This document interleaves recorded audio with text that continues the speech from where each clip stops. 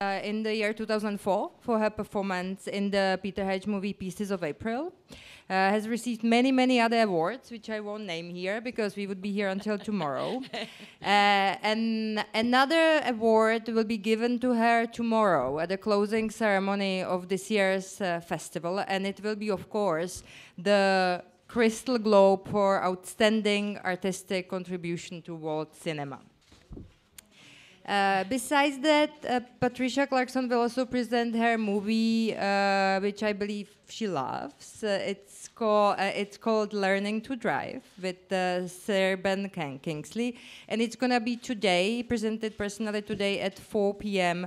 at the Karlovy Municipal Theatre.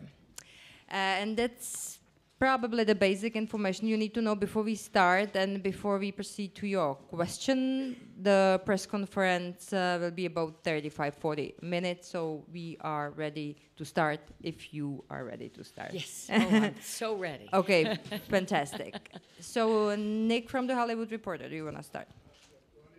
Yeah, it's right there for you. Okay. Hello. Hello, Nick Holdsworth from The Hollywood Reporter.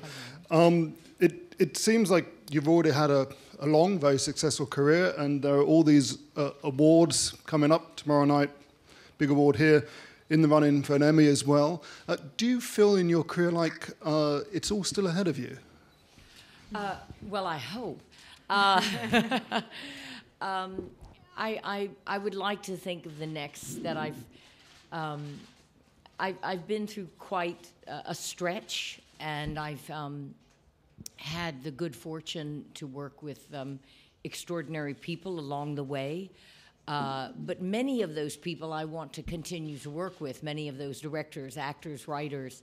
So I'm hoping this is, I'm not interested in it tapering. I'm interested in still just going forward and continuing as I've been going. And I'm hoping for the best of times still.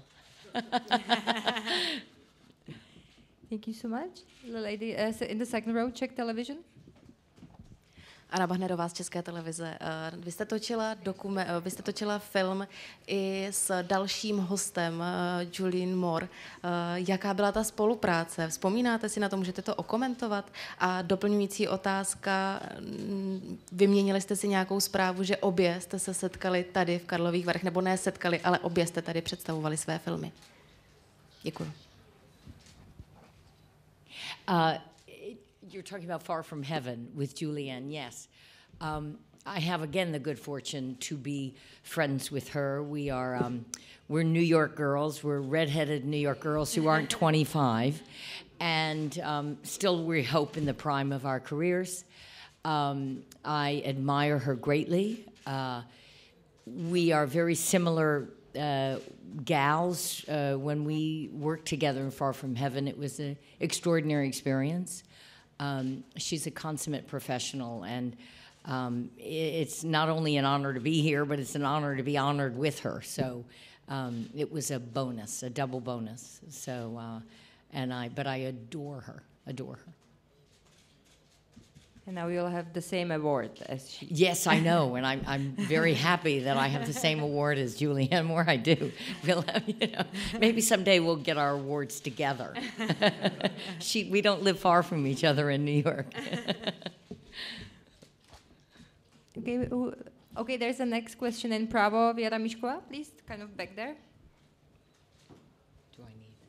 Věra Míšková, Právo. Vy jste za život získala řadu ocenění, ale získala jste za život řadu ocenění, ale přeci jen ten Zlatý glóbus, změní to nějak člověku život, nebo je to něco, je to meta?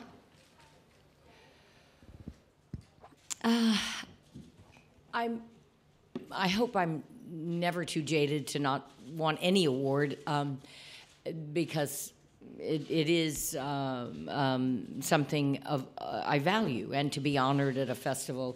But the Golden Globe is a very I didn't realize till after I won it, just everyone I've ever known in my life saw that ceremony, and so it was a beautiful moment in my career to let people all over the world that I've worked with get a kick and be thrilled about it. But most of all, you know, for my parents, for my friends and my loved ones, it was a wonderful moment that I cherish in my career and in my life. There's Jana Podskalská back there, at the back row. Podskalská, deník, dobrý den. Já se zastavím se u filmu Řidičský průkaz, který jsme tu včera mohli vidět. Děkuji za tu dobrou volbu, film je moc zajímavý. Tak se chci zeptat, vy jste se v něm potkala s Benem Kingslem, který tam hraje tak neuvěřitelně laskavého a vyrovnaného Inda, až se nechce věřit, že takový člověk vůbec chodí po rušném New Yorku, dokonce na něm jezdí autem.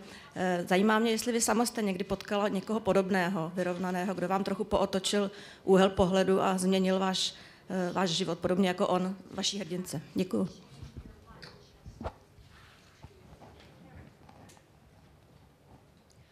That's a beautiful question. And first of all, I love you that you love the film. It took me 8 years to get that film made. It was a labor of love. And the one and only Sir Ben Kingsley helped make that possible. So I'm forever indebted to him. And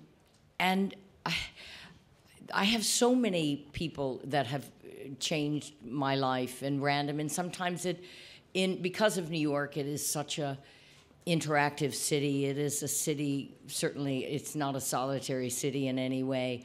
I've had those random people. I've witnessed extraordinary acts of kindness in that city, which is why I continually fall in love with it. And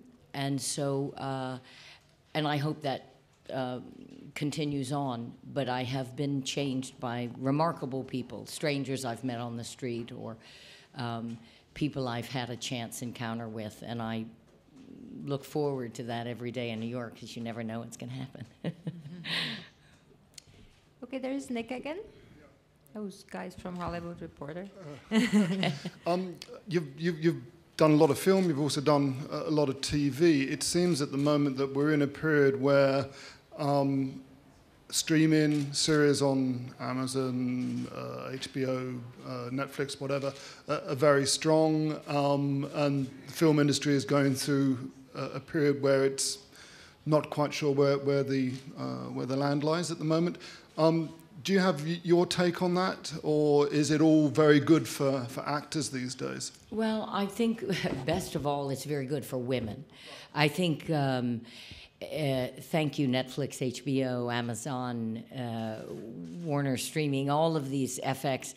I think they have single-handedly really lifted women, and of course women of a certain age, even though I hate that expression, but women, you know, over 40, over 50, over 60, it has given them a vibrant, complex, fertile field, and they are now, they're woke. And so I think maybe in a way, I think independent film has always really celebrated women and to the best they can.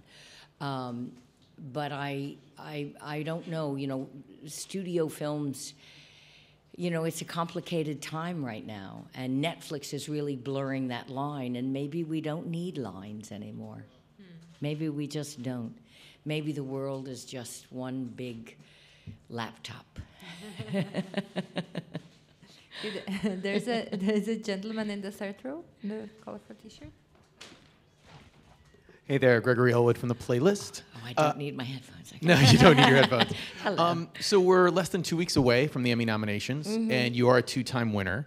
I'm curious, what would an Emmy nomination for Sharp Objects mean to you? A tremendous amount, of course.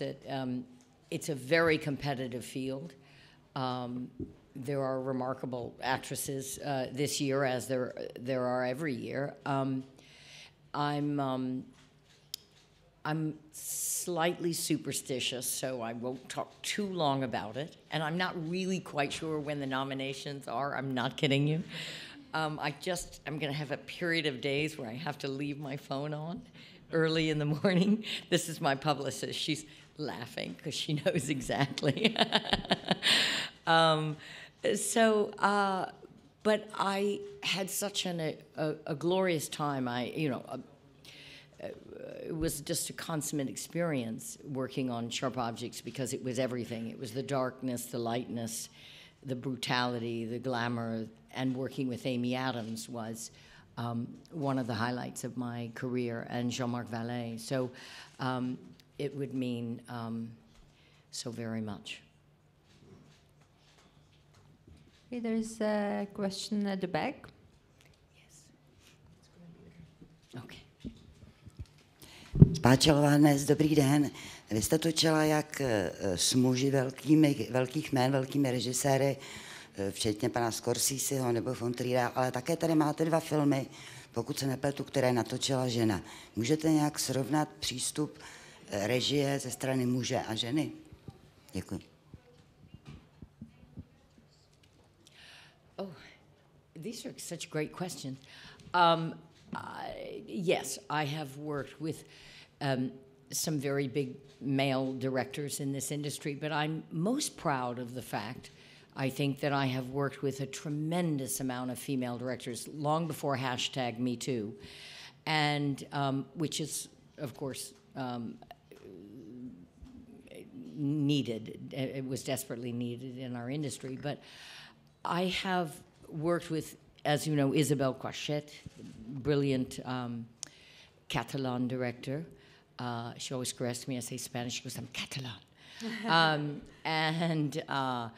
So I have worked with her, Ruben Nada. I just recently worked with Carol Morley. I've worked with Lisa Cholodenko. My goodness, the list is quite long. Yes, it's different when you work with a female director. There is a, and not that I don't love working with male directors, of course, but it is, we have a certain, almost a secret language. There's less that has to be said when you're working with a woman. I don't know why, but we just, there's a certain understanding at times that with a man you have to explain. Like, that light is not going to be good. Whereas a woman would walk on and be like, no, that's not, you know. No, I mean, this light is fine, but I'm just saying on a set there's certain things that we know as women that we understand. But I love working with women, and we need many, many more women behind the camera. You know, it's interesting that you mentioned, you know, I worked with many female directors, and it was before Me Too. So I was wondering, how did the situation change in Hollywood since Me Too? Like, we often read about, you know, there's a different change in the atmosphere. It's better now. Like, if you maybe could talk about it specifically. I think there is a groundswell. There is a deep and profound shift that is happening right now in Hollywood and in our industry. I think now people are suddenly realizing that women, we can make you money also, and we look really good, and at all ages. And we can, I think now producers, studio heads, they want to work with women. And it's not an obligation. I think they're excited. And I think that's what's been lacking, was an excitement about women, directors, producers, women. You know, I think it is now their, I think it's a priority. As before, it was not the rule, it was the exception. And now I think it is a priority to a lot of very big, powerful men in Hollywood.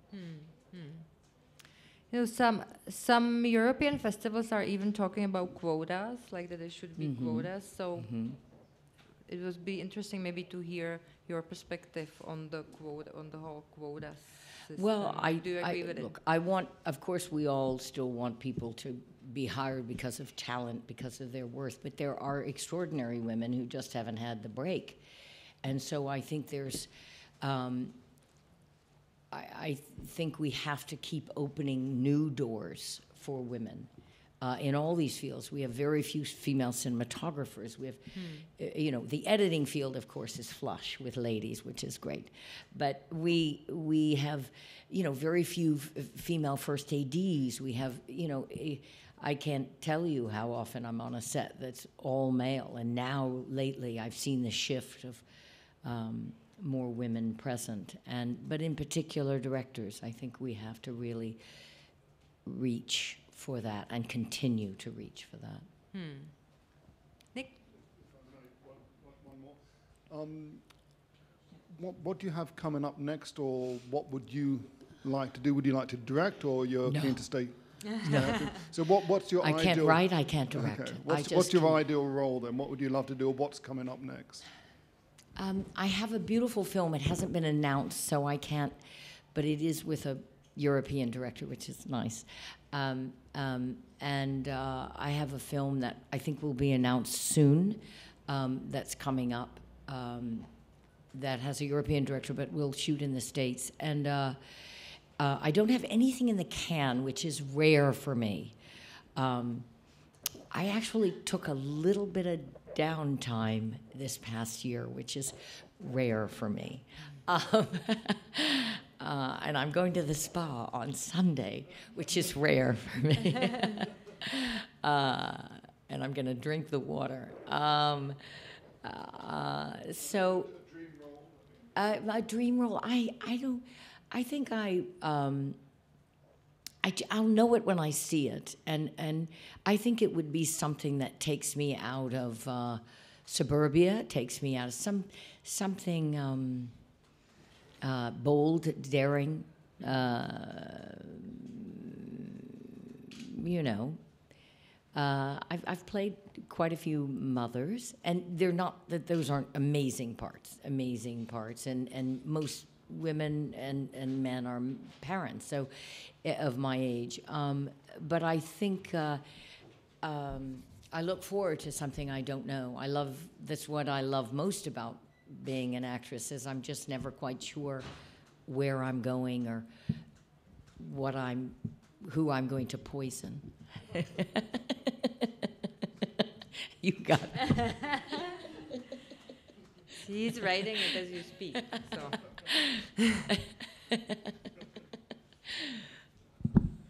Go ahead. Hello, over there.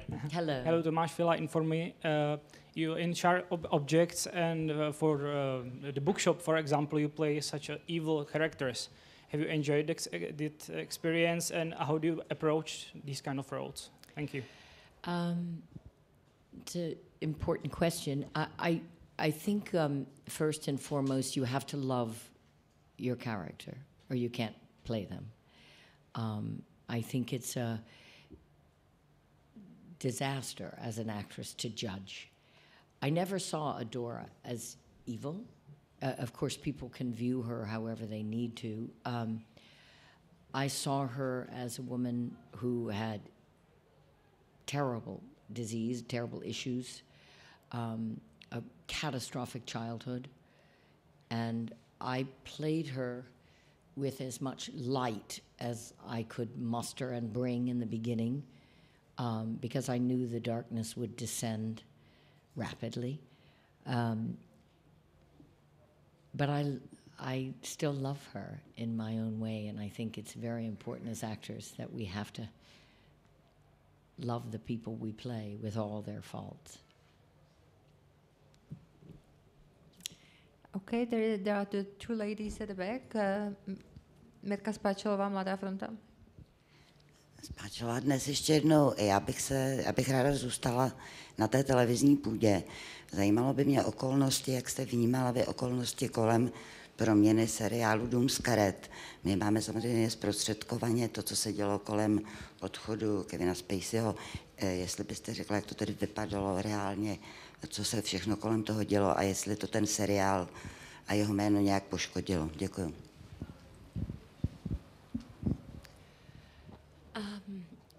Again, that's a very important question. But you have to remember, I was not. She was asking me about House of Cards, and remember, it had many seasons. I came in on the 5th season, so I was not in the inner circle of the series. So I was not included in the whole shift that took place when Kevin Spacey left. I was very happy. I love my character of Jane Davis. Again, you have to love your character, but she really is quite yummy, and I thank you. Who doesn't want to play like the smartest girl in the room, right, with a purse full of fun things, and speaks 7 languages and really can get anybody in the world on the phone. So I was thrilled, and I thought it was great for this series because Robin is such a remarkable woman, and you know, to kind of bring the series to a conclusion in the right way. And you know, bad things happen in our industry. People are not always good and perfect, and we have to hold them accountable for their actions. But I don't think we should hold others. And I think by doing the 6th season, a lot of people, it saved a lot of jobs, and that was exactly the right thing to do. And I was, again, fortunate to be there and die a very cool death. Thank you very much. Jana? Ještě do Podskalska. Já se pro změnu vrátím k filmům a k režisérce Isabel Koše, kterou jste zmiňovala. Vy jste se objevila v několika jejich filmech. Ona tam často má jako motiv, kterým si hraje slova, někdy třeba i knihy. Tak by mě zajímalo, co znamená slovo pro vás a jestli vždycky dokážete najít ta správná. Děkuju.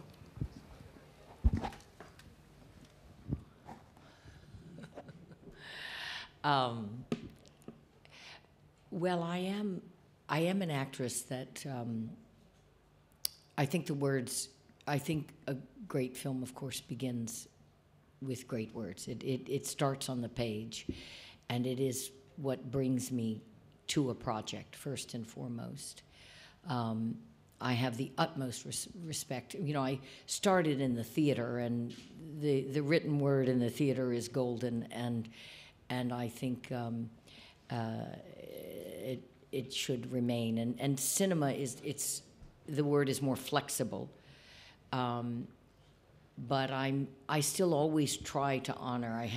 I've had such beautiful writing in my career, and I always want to honor the great writers I've worked with. And yes, Isabel Cochette is a woman of many words. She's honestly one of the most brilliant people, man, woman, child I've ever met. And learned, educated, incredibly well-read. And it's a treat to just be in her company. She is a woman who loves words and books, and it's what I love most about her. And do I always have the right words? Oh, God, no. No. I try to, but no. Was it actually like you who found the essay for learning to drive? Is it you who started? What did you like about it so much? Well, Katha Pollitt is, a formidable, brilliant writer, and I loved the humor and the heartbreak and the heartache and I loved that it was about a woman who wasn't getting her groove back. This was a woman who had it all and lost it because of blindness, you know, of a certain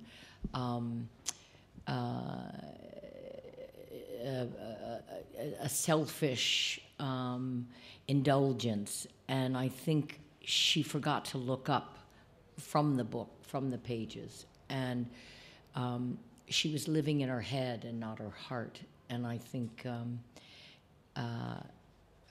I loved the beautiful humor. I loved this beautiful Sikh cab driver. And one of the highlights of shooting the film was getting to know the Sikh community. While we shot, we had to have their blessing, and they were, of course, over the moon that Serban was playing a Sikh man. And so, yeah, the essay is still one of my favorite essays. Super. Věra Mišková, právo? Vy jste zmínila, že ten film vznikal 8 let a že to byl doslova porod a že vznikl jen díky Benu Kingslimu. Můžete to nějak přiblížit, v čem byl problém, jestli se tak dlouho rodil scénář, nebo jestli byl problém financovat? Kdybyste to mohla přiblížit, děkuji. Well, because it's a independent film starring two middle-aged people, so no one's going to jump up and down and say, "Oh my God, let me give you millions of dollars." They did eventually. We had to find the right combination on this film, and we had to find it. But it's interesting. I actually think I wasn't ready to play it. And then 8 years later, I was ready. And so maybe time worked in my favor. Why weren't you ready to play it? Well, I was 45 at the time, or when I first... But by the time I did it, I was 54, you know, and that's a big difference. And I had suffered more. I have, you know, life. I just had lived more. I had experienced more in my life, and I think I arrived at a different place at the beginning of shooting that film. Right. So. Is there any? Yeah, it's Mirka. Yeah. Vy jste tady už zmínila, jak milujete New York a jaké báječné lidi tam potkáváte. Můžete nám osvětlit, jaký rozdíl je vlastně mezi New Yorkem a Los Angeles z pohledu filmarské komunity nebo herecké komunity ve státech? Jestli jsou to opravdu protipóly, kontrasty a v čem se liší?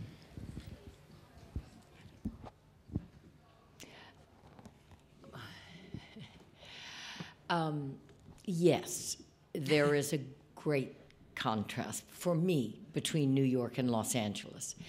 Not that I dislike Los Angeles in any way, and it has, you know, I've shot there many times, and I love a certain hotel there that I live at, basically, when I'm there, and my dog loves it most of all. And I have many, many friends. I have a godson in Los Angeles, but I was born and raised in New Orleans, and I think New York feels like a sister city to me with New Orleans. Just the culture and the diversity, New York just feeds me in a way that I'm just not comfortable in. I mean, I can be in Los Angeles. I have a great time when I'm there, and I love shooting there. But my heart is in Greenwich Village, where I live, and I really love walking around the city, and in particular downtown. I get possibly a nosebleed if I go above 14th Street, but I don't know. It's a city I'll never be tired of, and so I think it's just who I am.